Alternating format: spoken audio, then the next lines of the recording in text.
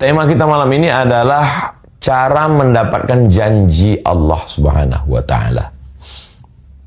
Selalu kita selesai azan, menjawab azan, kita tutup dengan doa wasilah. Allahumma rabba hadhihi ad-da'wati tammati was-salatil qa'imah. Ati sayyidana Muhammadan al-wasilata wal-fadilah wasyarafa wad-darajatal 'aliyatar rafi'ah. Wa ba'athu Allahumma maqaman mahmudan alladhi wa'adtah. Ditutup dengan innaka la tukhliful mi'ad. Engkau tidak ingkar janji ya Allah. Jadi Allah kalau sudah dia berjanji, maka Allah tidak akan ingkar janji. Kalau kita merasa kenapa kita belum mendapatkan, jangan salahkan Allah. Kita yang belum cukup syarat untuk mendapatkan janji Allah Subhanahu wa taala. Poin yang pertama, janji tentang kehidupan di dunia ini. Kenapa Muslim itu miskin, susah, melarat, negara berkembang, negeri ketiga, negeri yang kumuh, berapalah yang maju, itu pun karena minyak. Adapun yang lainnya kalau sudah sebut negara Islam itu susah, perang dan lain sebagainya. Maka kita bisa kita lihat dalam surat An-Nahl ayat 97. A'udzubillahi minasyaitonirrajim. Man 'amila shaliha, siapa yang beramal soleh, min dzakarin aw unsa, laki-laki atau perempuan, wa huwa mu'minun, dia beriman, falanuhyiyannahu hayatan thayyibah, dia akan kami berikan kehidupan yang baik. Jadi kalau kehidupan kita sekarang kurang baik, berarti ada dua kemungkinan. Kemungkinan yang pertama, ya kita tidak beramal soleh. Kemungkinan yang kedua, kita beramal soleh tapi tidak beriman. Makanya selalu bersanding dia, innal insana lafi khusr, manusia itu rugi, illal ladzina amanu, beriman. Setelah itu wa amilus solihati, amal soleh. Iman, keyakinan, sifatnya di dalam, motivasi, semangat, tidak kelihatan. Sedangkan amal soleh, action, gerakan, etos kerja. Ada orang yang etos kerjanya mantap, tapi dalamnya kosong. Akhirnya gaji yang didapatkan itu ya untuk foya-foya, mabuk, sakau, pacaran, seks bebas, LGBT. Akhirnya kesepian di dalam keramaian. Angka bunuh diri tinggi, stres, depresi, anxiety, bunuh diri. Apalah artinya itu? Maka tidak bahagia. Tidak hayatan thayyibah. Mungkin negara maju, Amerika, Eropa, Jepang, Korea. Tapi angka pembunuhan, nyetir sambil mabuk, kemudian hidup kesepian, atau kelihatannya beriman, masjidnya, sholatnya, jamaah hajinya, tapi susah. Kenapa? Karena tidak ada etos kerja.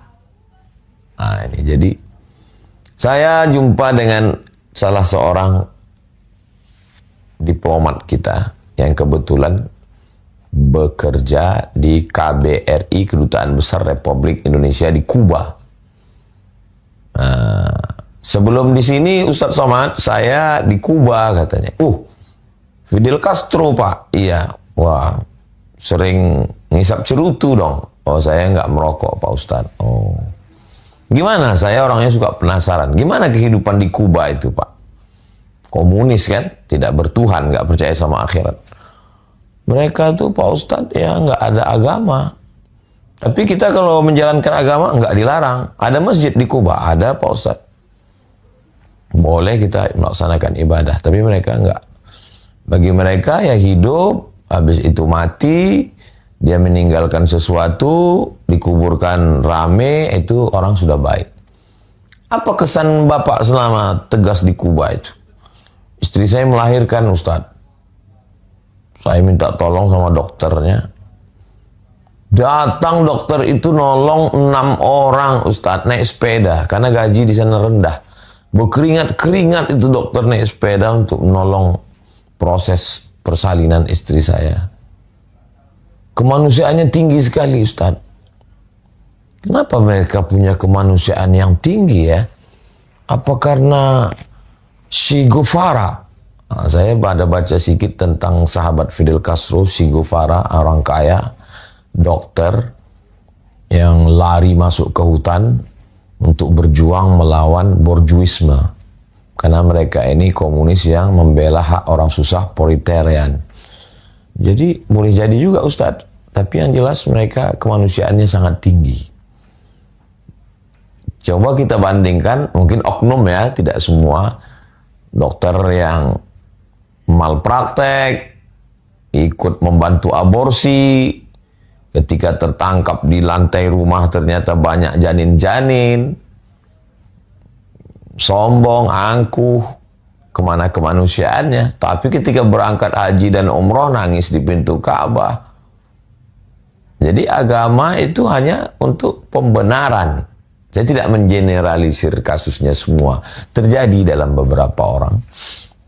Jadi dia anggap ini dunia untuk cari duit, halal haram, hantang kromo, bantai saja, riba, sudi, sikut sana, sikut sini, hantam sana, hantam sini. Setelah dapat duit, pergi ke Makkah, nangis di pintu Ka'bah, selesai. Nggak bisa begitu.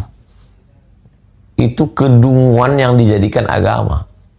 Maka kata Syekh Muhammad Al-Ghazali, saya khawatir ada orang dungu, lalu ketika dia beragama, kedunguannya dijadikannya agama. Makanya standar keberagamaan kita itu adalah ati Allah wa ati'ur Rasul, ikut Allah Al-Quran, wa ati'ur Rasul, ikut Rasulullah SAW. Sunnah Nabi, kalau tidak paham, tidak ngerti, ikut al-ulama, teknisinya itu ulama. Al-ulama warathatul anbiya. Jadi kalau mau bahagia, syaratnya hidup di dunia ini, nggak banyak-banyak. Man amila salihan, amal soleh, min zakarin, laki-laki, au unsa, perempuan, wa huwa mu'minun, beriman kepada Allah. Jadi kalau dia semangat kerja, masuk kantor, disiplin, nggak korupsi, nolong orang, nah itu adalah tidak hanya sekedar kemanusiaan macam orang komunis yang di Kuba, tapi ada kehidupan nanti di akhirat. Jadi tidak sesingkat, sependek ini hidup ini. Hidup, habis itu mati. Tidak. Ini hanya sebagai stasiun. Ini hanya perjalanan pendek. Nah inilah Islam. Nah ini untuk yang zahirnya. Lalu bagaimana dengan janji Allah untuk yang batinnya? Bisa dilihat dalam surat Ar-Ra'du ayat 28. Ala bidzikrillahi tatma'innul qulub. Dengan banyak berzikir mengingat Allah, hati menjadi tenang. Apa yang paling jahat di badan kita ini? Yang paling jahat di badan kita kolesterol.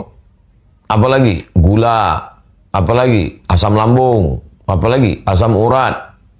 Bukan. Yang paling jahat adalah pikiran. Nanti kalau begini, tekanan segala macam, akhirnya naik asam lambung, naik asam urat, naik diabetes, gula, naik kolesterol. Makanya orang gila sehat. Kenapa orang gila itu sehat? Ya karena dia nggak mikir. Makan tidur, lebih sehat dia dari kita. Nah, jadi janji Allah Subhanahu wa taala, ala bi dzikrillah tatmainnul qulub. Dengan berzikir hati akan menjadi tenang. Jadi ketika pikiran kita ini banyak, kita memikirkan sesuatu yang tidak mestinya kita pikirkan. Nanti kalau gini akan begini, gini akan begini, ini akan begini, ini akan, padahal tidak separah itu, tidak sedahsyat itu. Jadi kita berusaha, berikhtiar, beramal, beriman, tawakal, berdoa, serahkan pada Allah. Habis itu, ala bidzikrillah, ingat Allah, subhanallah, subhanallah, alhamdulillah, alhamdulillah, subhanallah, alhamdulillah, la ilaha illallah, Allahu akbar, la ilaha illallah, la ilaha illallah, Allahumma salli ala sayyidina Muhammad. How you can stop your mind? Bagaimana Anda menghentikan pikiran Anda? Menghentikan pikiran nggak bisa. Tangan ini dihentikan, oke, bisa. Mulut ini dihentikan, tapi menghentikan pikiran. Makanya kata Habib, banyak-banyak sholawat ya. Itu sebenarnya adalah, apa kata Kiai? Banyak-banyak tawassulan ila hadratin Nabil Mustafa Al-Fatihah, ila Syekh Abdul Qadir Al-Jilani Al-Fatihah, Syekh Bahauddin An-Naqsyabandi Al-Fatihah. Sebenarnya baca istighfar banyak-banyak, sholawat banyak-banyak, Al-Fatihah banyak-banyak, Allah, Allah, Allah, Allah, Allah 5.000. Itu sebenarnya untuk mengalihkan konsen dari ini ke sini. Karena nggak selesai dengan ini. Nggak selesai masalah hidup ini dengan ini. Maka janji Allah, kalau kau berzikir, hatimu akan tenang. Kenapa saya belum tenang? Ya karena nggak berzikir. Coba beli tasbih digital itu.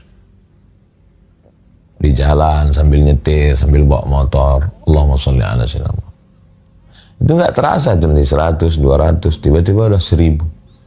Rupanya sehari itu kita udah berselawat 1000. Daripada ngomong nggak sentuh arah, daripada scroll.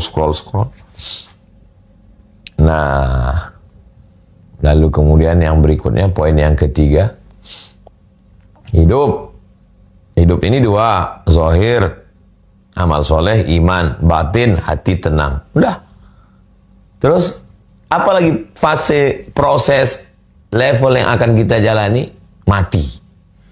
Bisa dalam surat, lihat Fussilat ayat 30. Innal ladzina qalu rabbuna Allah. Orang yang mengucapkan rabbuna Allah, Tuhanku Allah. Tsumma istaqamu, dia istiqamah. Istiqamah dia di situ.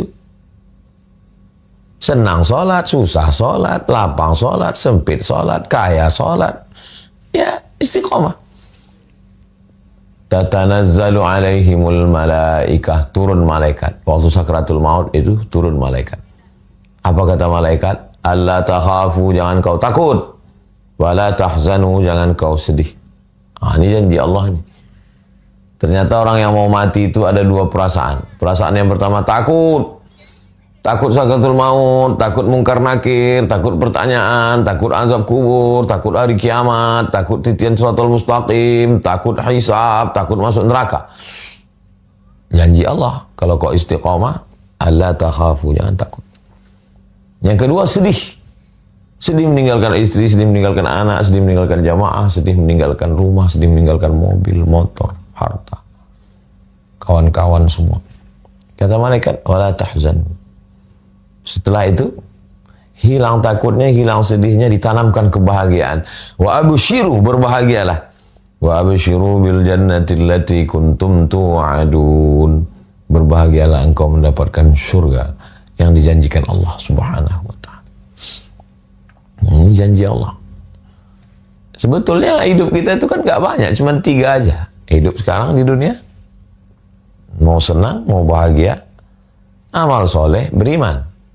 Kemudian hati tenang, zikir. Matinya husnul khatimah, istiqamah. Islam yang simple, jangan diribet-ribetkan, tapi jangan pula terlalu memudah-mudahkan. Sholat ditawar-tawar, ya tidak begitu.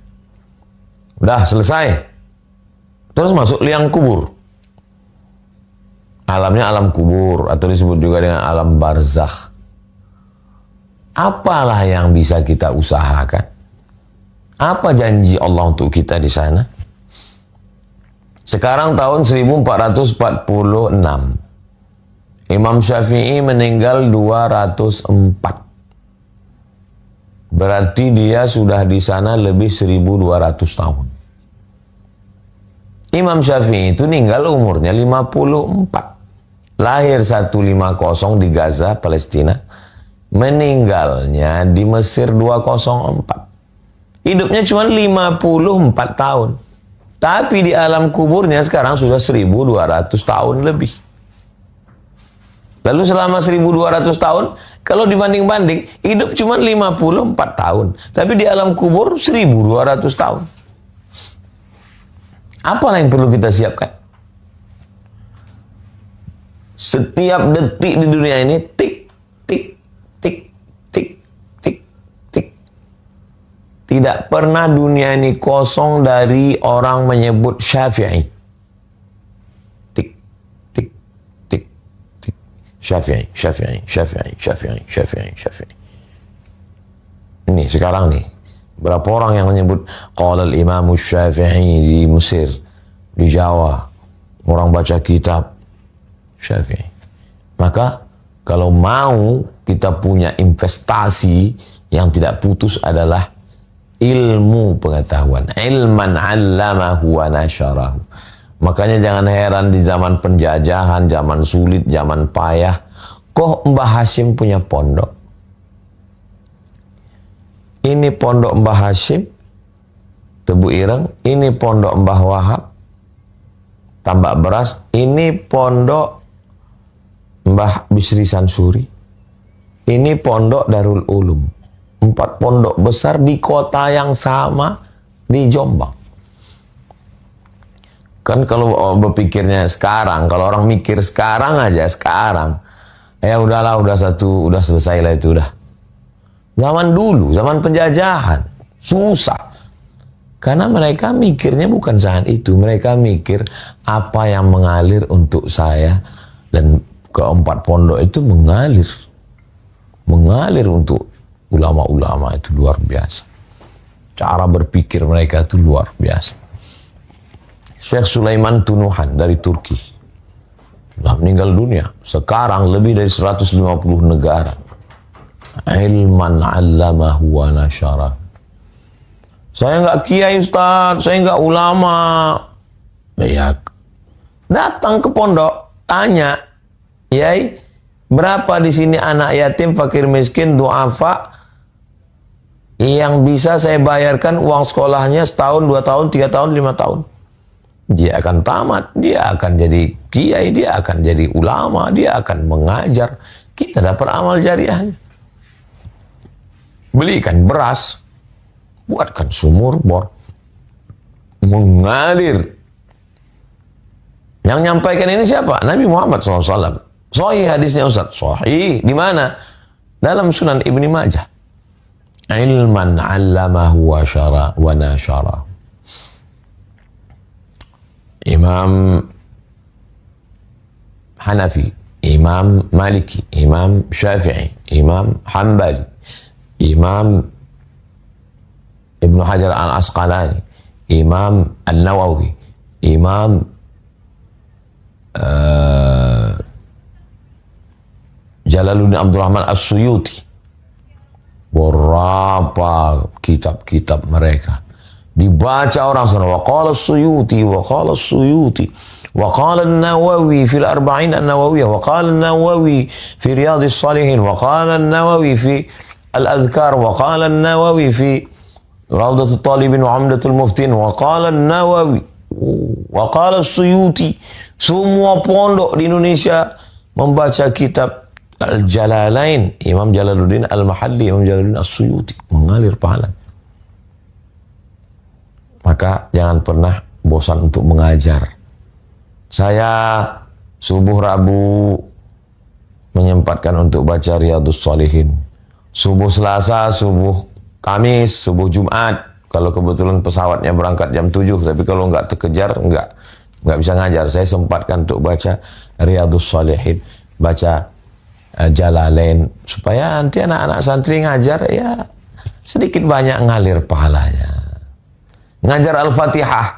Maka setiap ceramah, mari kita tahsin perbaiki Al-Fatihah. A'udzubillahi minasyaitonir rajim. Kenapa Ustadz mengajarkan Al-Fatihah? Saya mau jadi guru ngaji. Supaya ketika orang membaca Al-Fatihah, ya mengalir pahalanya. Lalu kemudian apa lagi kira-kira yang bisa kita dapat janji Allah supaya bahagia kita di alam kubur? Waladan salihan, anak yang soleh. Masukkan ke pondok, masukkan ke boarding school, masukkan ke IT. Nanti dia jadi polisi, jadi tentara, dia amar ma'ruf nahi mungkar, dia akan doa Rabbi fili wali walidayya warahmuma kama rabbayani shaghira. Apalagi mushafan warathahu, mewakafkan mushaf. Memang trennya di kampung saya orang wakaf surat Yasin, kalau meninggal surat Yasin. Itu sebenarnya karena memang dulu susah untuk wakaf Quran. Makanya orang wakaf Yasin, pendek, murah. Maka kalau mampu wakaf tafsir, wakaf Quran, itu bagus sekali. Apalagi diberikan Allah SWT punya uang, masjidan banahu, bangun masjid. Ini pun masjid. Cobalah lihat raja-raja, sultan-sultan bangun masjid. Kenapa? Bung Karno, Masjid Istiqlal. Pak Harto, Masjid Muslim Pancasila. Masjid At-Tin Taman Mini. Ya namanya manusia tentu ada dosanya, terlepas dari. Tapi kita lihat uzkuru mahasina mautakum. Jenderal Yusuf, markas Islami di Makassar. Jadi mereka ini ingin meninggalkan legasi sesuatu. Apalagi yang bisa menolong kita? Baitan libni sabil. Kalau dulu Ibnu Sabil itu putus belanja musafir, kita bangunkan rumah gratis musafir. Sekarang pun bisa juga. Berapa banyak orang musafir nggak tahu mau nginap di mana. Tapi kalau yang paling efektif untuk sekarang, kita bangunkan satu. Oke, yang punya kos-kosan. Punya kos-kosan 100 pintu. 3 pintu untuk anak yatim, fakir, miskin, duafa, berprestasi. Cerdas anak ini, di pondok hafal Quran, tapi bapaknya susah, nggak ada uang. Di kampus dia gratis memang. Makanya banyak yang tinggal di masjid, jadi imam, mulia, berakhlak, mereka mujahid luar biasa.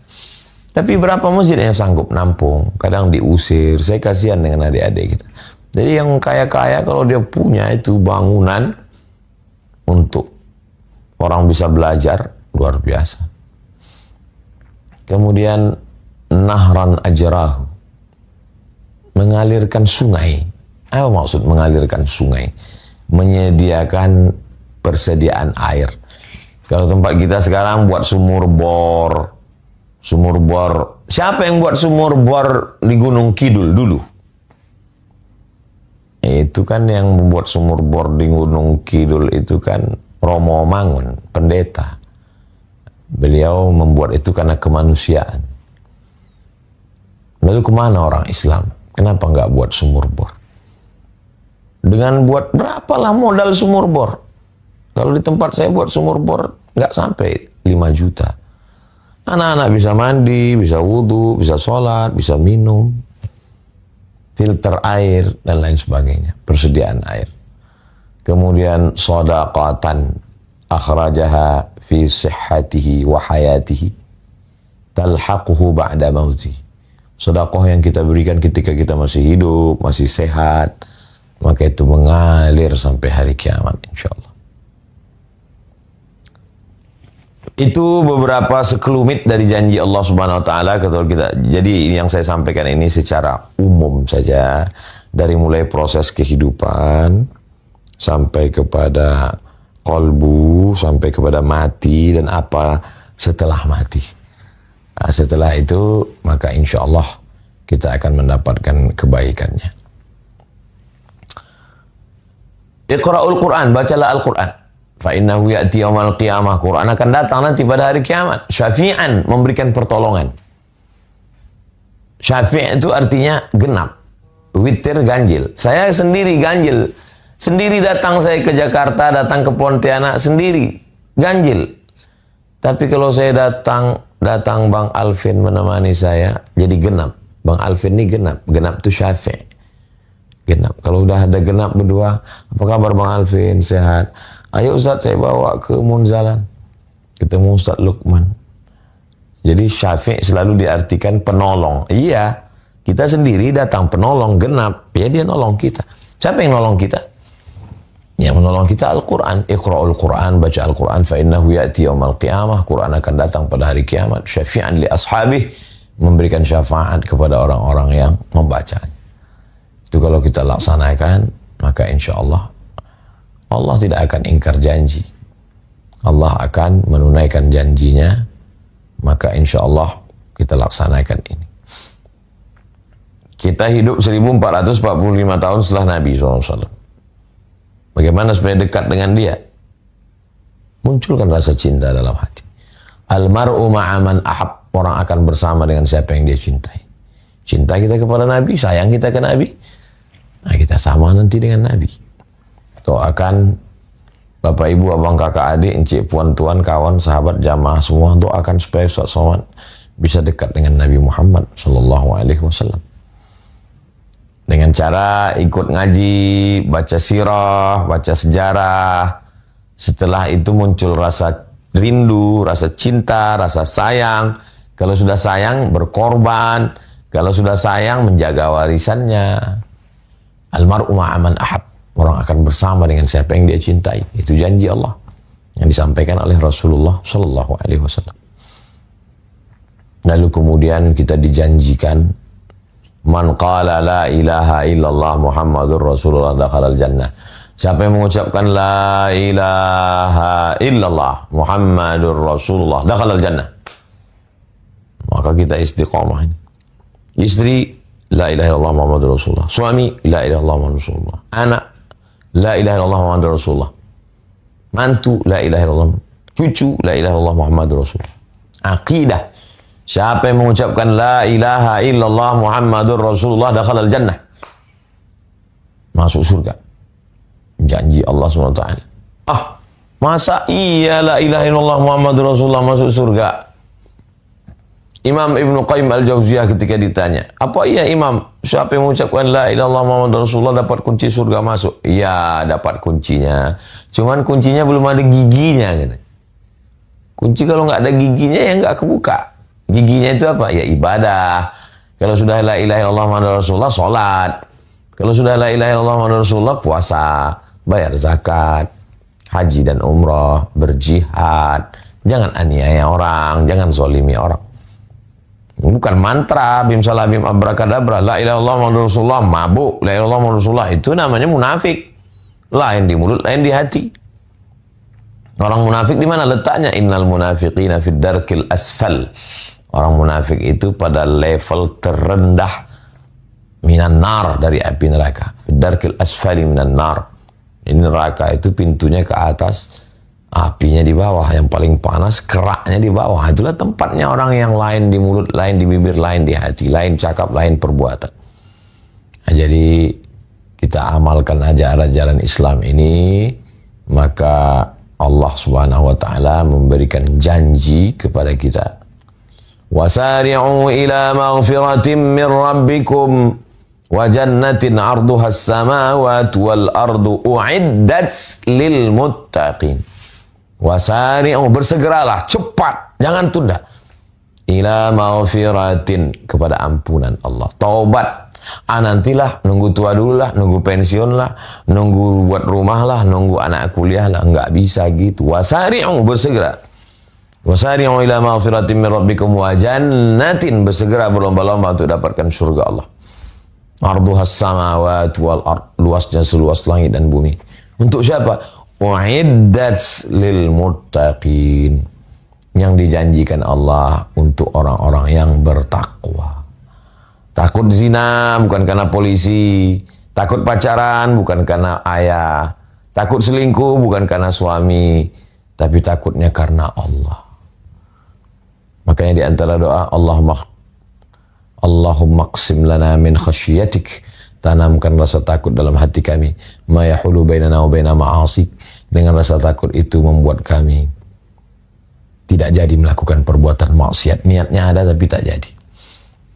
Kita sama berdoa, mudah-mudahan kita termasuk yang mendapatkan janji Allah, dan kita istiqamah, beramal soleh, beriman, berzikir, istiqamah, menyebarkan ilmu, mendidik anak soleh, mewakafkan mushaf dan kitab-kitab Islami, membangun masjid, membangun rumah untuk asrama, kos-kosan untuk anak-anak tidak mampu, mengalirkan air, memberikan sedekah, membaca Al-Quran, bersegera, tidak menunda-nunda amal.